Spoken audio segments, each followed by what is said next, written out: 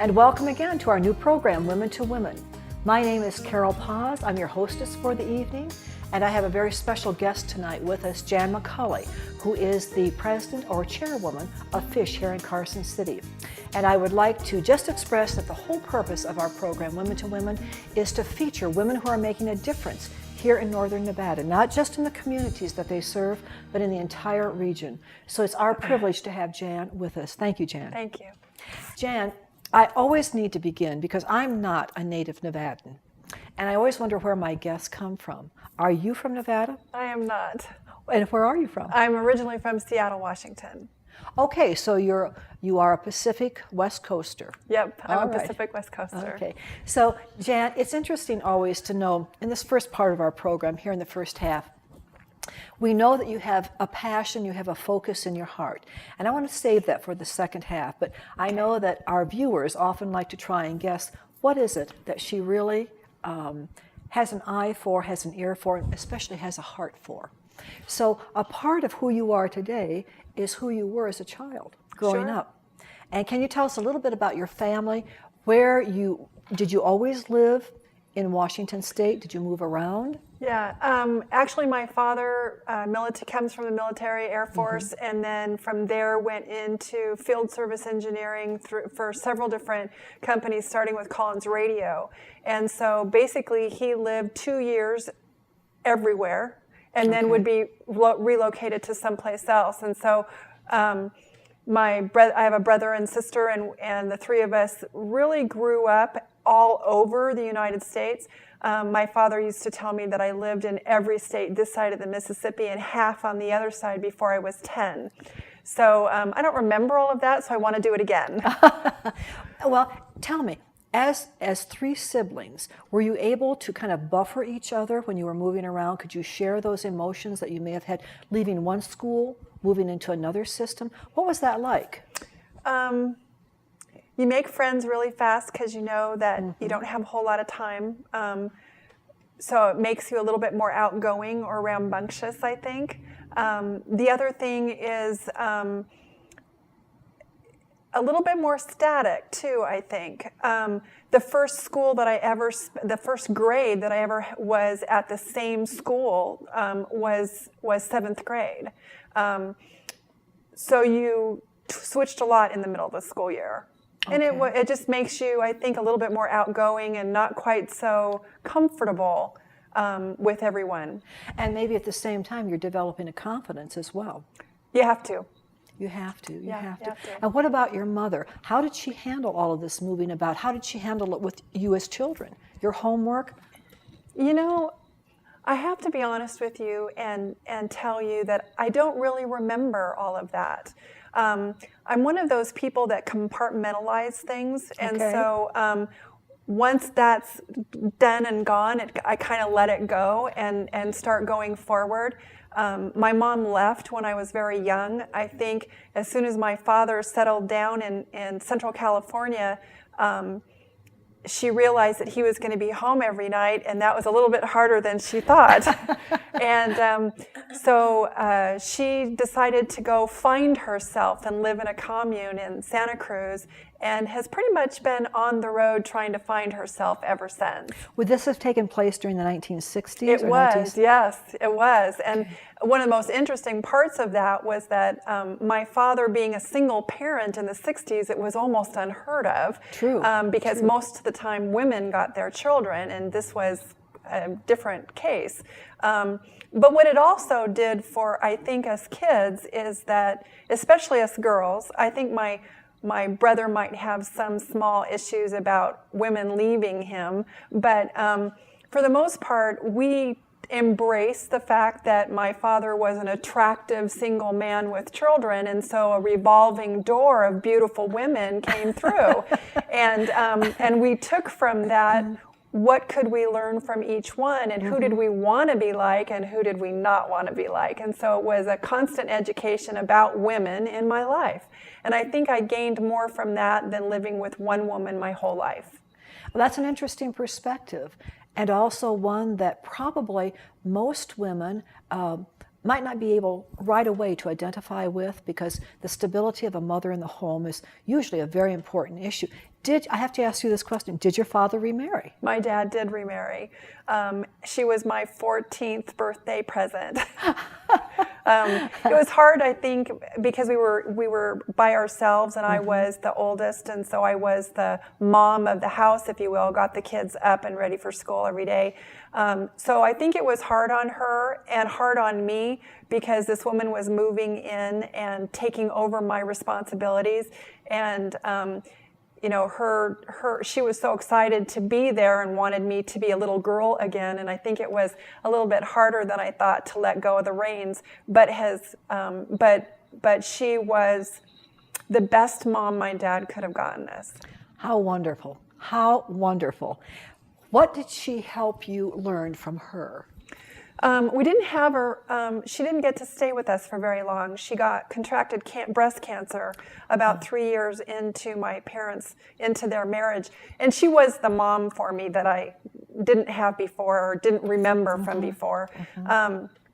Fabulous woman, professional woman, dressed for success, just really an empowered woman, and wanted us girls to be empowered too. So I think one of the things that I remember most is that we didn't have a lot of time, and so she said, "You have to listen to me. You know, you can't be a typical teenager and not listen to your mother, because I'm not going to be here long enough to teach you all the things that you need to learn." Very strong woman. We spent a lot of time learning the things she wanted us to learn from a hospital bed. And you know, something else that I'm kind of picking up on, even though you had her for a short period of time, there must have been a high regard and a respect for who your father finally chose. Yes, absolutely. To be his second wife, and also to be the mother of his children. Right. And that makes a profound effect upon a woman, upon a young girl. I think so. Because when you live with that new person in the house, you had already assumed the responsibility as the oldest child for many things. Right. And you were a complement in many ways to your father, in terms of being the housekeeper, or being a partial cook, or being a partial nanny. Yeah. And at the same time, you must have felt, even though it was a challenge to turn over some of those responsibilities to a brand new mother, it sounds to me like you considered her, like you said, the mother that you needed to have, right, rather than a stepmother. Right. Oh no, she was my mom. She was your mom. Yeah, she was my mom. So out of California, and from this second marriage, and from these new relationships, what happened to the children? What happened to all of you? You know, the amazing thing is, I think, and a lot of it has to do with going from place to place to place, is that you become really very well-rounded and very acceptant of whatever's thrown in your direction. You know, yes, we didn't have a panic attack every time we packed. It was, okay, it's an adventure, where are we going? We weren't afraid to meet new people. We weren't afraid to go to new places, and my mom embraced that as well. And so I would say that all three of us turned out to be pretty well-rounded people and pretty grounded, you know, within our own family. We're a very close group, and I just think. What did your sister become, and what did your brother become? My brother is a electronic technician, I guess, for water features in Reno. And my sister lives in Denver, and she's a project manager and analyst. Both leaders in their own right. Both leaders in their own right. Well, Jan, so from this childhood and into young womanhood, did you go on to study something in particular that you felt confident with? What's your educational background? You know, I think the moving around made it hard to stay. So I would get antsy. So I took the classes at the colleges where I was at that I wanted to learn something about, but never really applied it to a secondary education or a collegiate degree. So that's one of my goals for this year, is to gather all that information to see what it was really worth on paper. But to me, it was worth everything. I'm an accounting major that never applied all the accounting to paper to a degree because I like numbers. I like the continuity of them. Yes. So I started out in that as a background, and I've been a banker for about 33 years now at no particular bank in Nevada. Okay.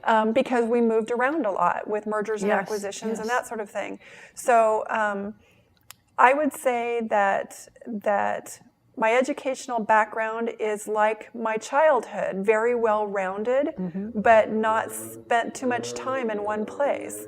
And I also like the fact, I appreciate and I have a high regard for individuals who love mathematics, who love numbers, because as you say, they're systematic. Yeah. They don't talk back to you all They the time. don't. But yet you had an environment where relationships counted. They were so important. And you have a close relationship with your family. I do. So that's the best of both worlds. And the experience and education that you received socially and family-wise is a different type of education than an academic one. Sure. I mean, even when our young people, and I remember this very well myself, when you go away to college, you're going to have to decide how many relationships, if any, you can handle with the academic world, because there's so much pressure to read and to produce good grades if you're really a serious student.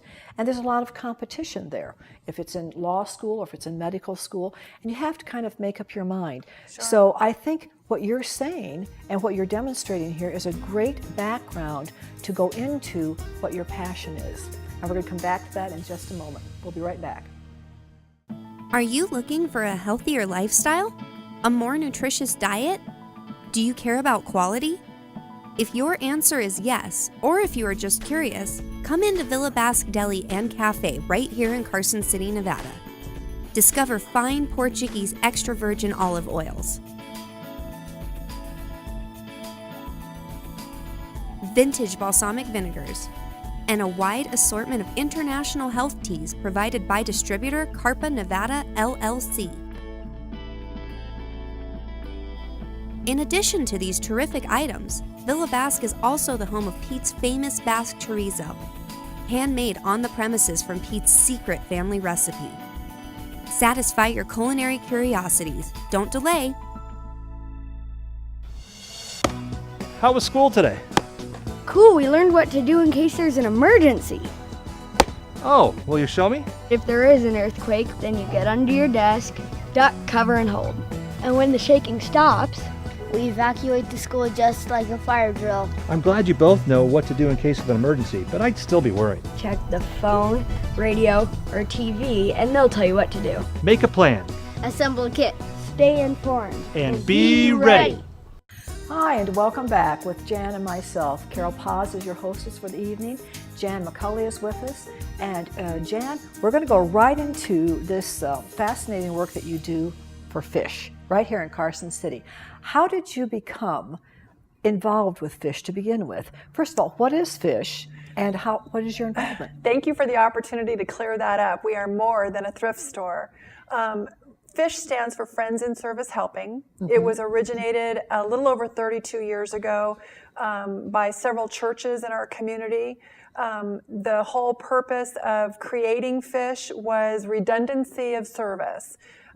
Basically what FISH is a food bank, a kitchen, soup kitchen, but actually it's more like a coffee shop because it serves a whole lot more than soup.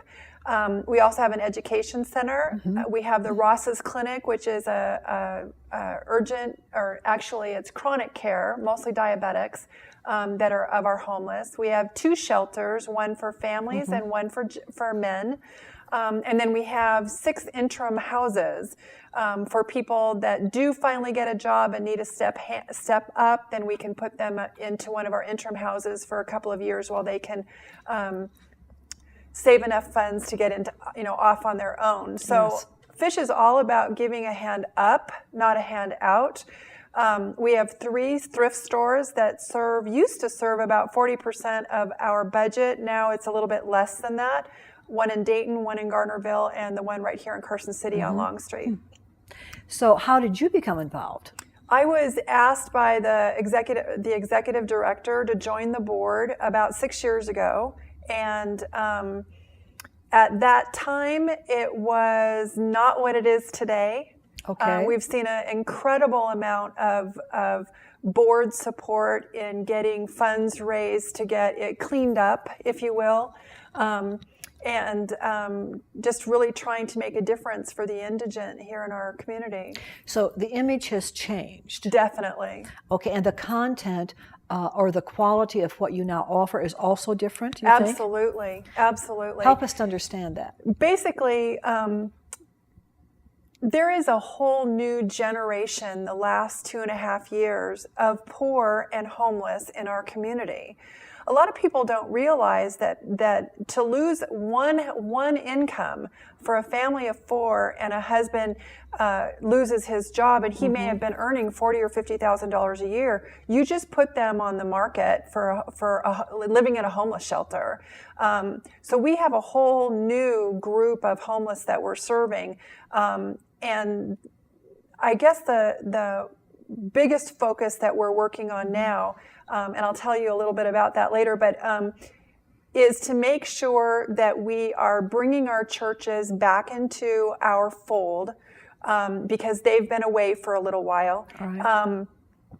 Mostly because we are duplicating services. We have churches in our community that are providing food banks.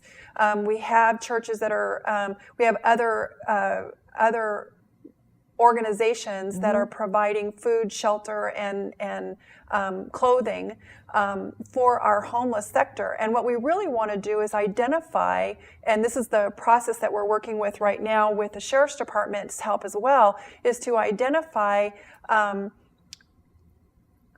what organization in our community is doing something really well, and then let them do that, and have all the other organizations and our churches in town support that. Let them do that because that's what they do best. An example of that would be our Advocates to End Domestic Violence. There is no other organization with our community that does what they do as well as they do. That's the legal work? It's not just the legal work, it's the actual counseling and Okay. helping the children and the abused get a step up and taking care of the legal matters as well. But they do that well. So we don't want to be duplicating services that we're not doing as well as they are.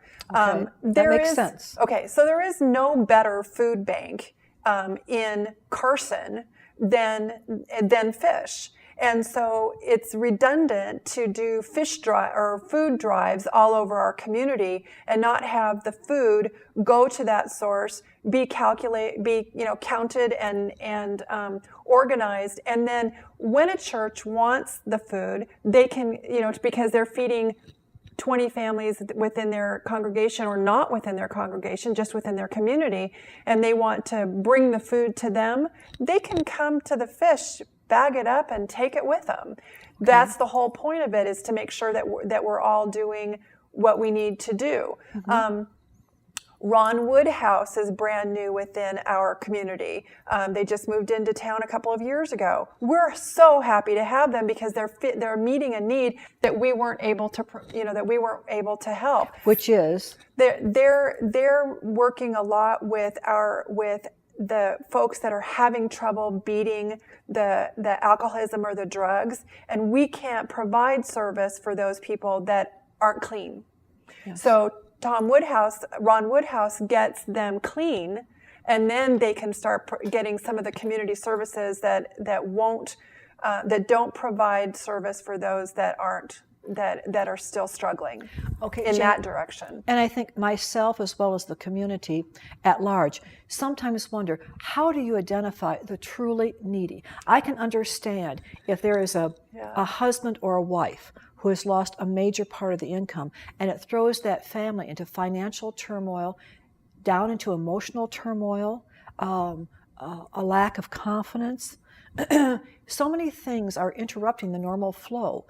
Nothing's normal anymore. That's right. So how do you identify who the truly needy are? We started a program to do this a little over a year ago, which was to try and educate our community within the Tri-County area to instead of giving their $5, $10, or $20 to someone on the street, to give them what we call our fish card. It's a fishy card. And what that provides that person that submits it to Fish is a free hot meal, a free hot shower, clean clothes, and a place to stay for the night. It's wonderful. All on a card. They can't get all of that with your $10 or your $20. Correct. But we can provide all of that through Fish. Here's the second thing that it does. Those people on the street corner that just want your $20 and they don't want a fish card, those people are making a living. They're professional panhandlers. And they're utilizing and using up our resources that we need for the others that really do want to be helped and really do have a need.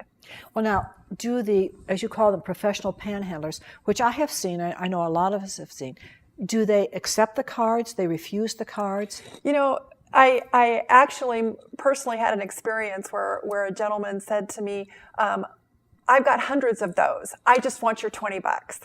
So they're taking them, but they're not using them. And I've even heard people say that I've been to Fish and they won't help me. And that's not the case if they're clean and sober.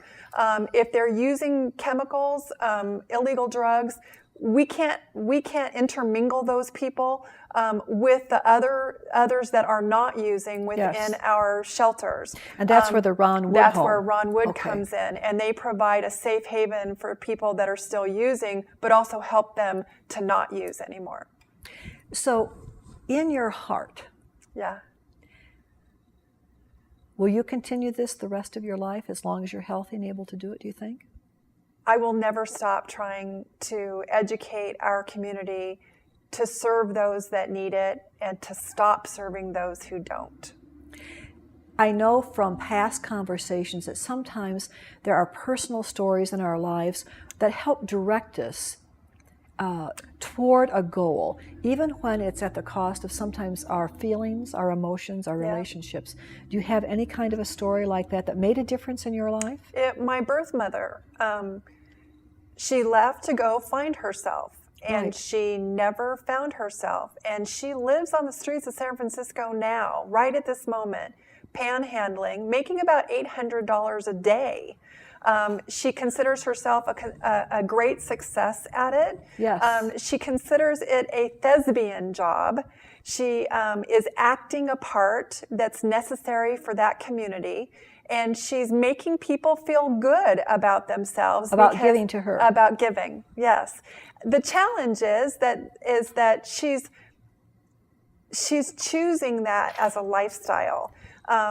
And those people that are choosing that are taking advantage of those that have a heart for Fish or any other provider of service, where they're trying to help people that really need help. And there are too many, I think, professional panhandlers in our community. And we need them to move away. Okay. I'm wondering too, as the general public, what are we susceptible to that we shouldn't be? How do we use our eyes better? How do we use our ears better? How do we use our sensitivities better so that we don't become flummoxed? You know, it's hard when you really want to serve. It's hard when you sympathize or empathize with those people without, and some of them are pretty good and very practiced at what they do. A case, my husband was approached by 3 teenage girls that said they needed bus fare back to Carson. And we were in Reno going to a show or whatever, and he handed them $20 so that they could take the bus back to Carson. And not 30 minutes later, he saw those same 3 girls handing the cash that they were collecting out of the crowd to somebody that was standing on a street corner that was collecting cash from people that were panhandling to gather cash into one place. For what? I have no idea.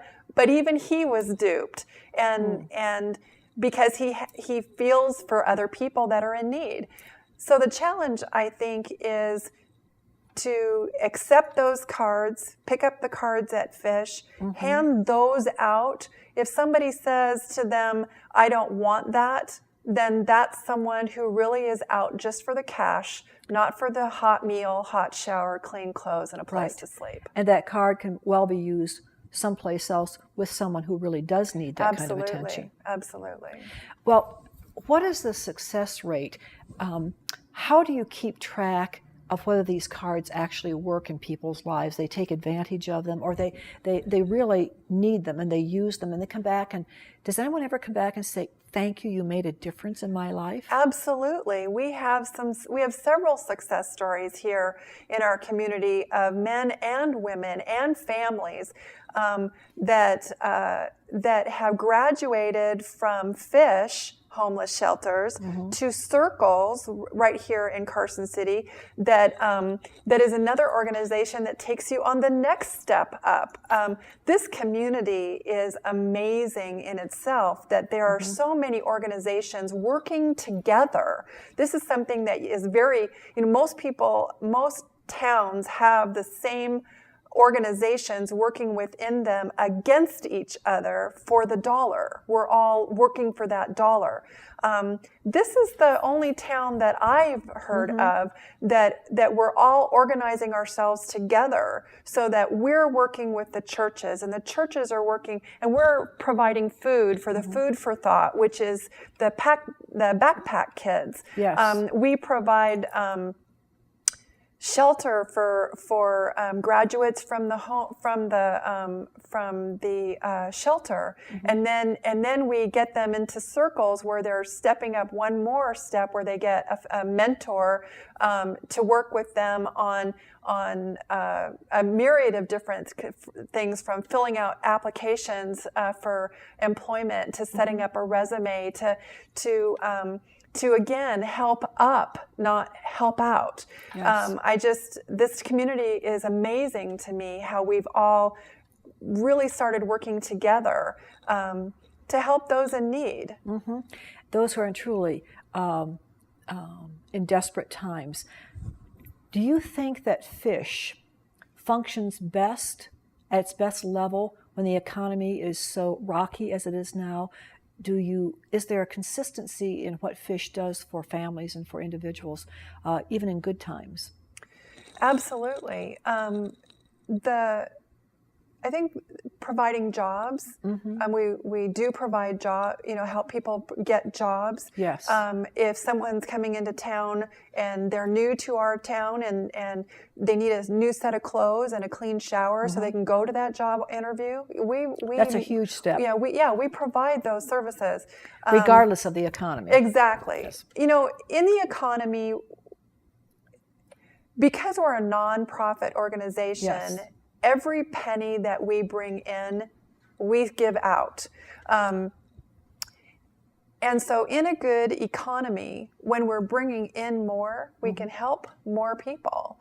In a bad economy. In a bad economy, right, then we're not getting the donations that we normally get.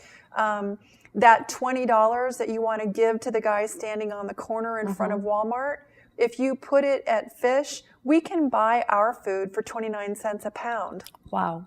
That, we're going to stop right there on that. Okay. That's an earful right there. Right. Jan, I want to thank you so much for being with us. Thank you. For sharing. Nice. Thank you. It's a Appreciate wonderful it. story, personally as well as professionally. And I'd like to thank our sponsors, Carpa Nevada LLC, importer of fine Portuguese olive oils and international teas. And I'd also like to thank our second sponsor, Villa Basque Deli and Cafe, home of Pete's famous chorizo. So we look forward to being with you next week with a brand new guest, and they are just as good as Jan is. So thank you so much. I'm Carol Paz, your hostess, saying good night, good evening. Good night.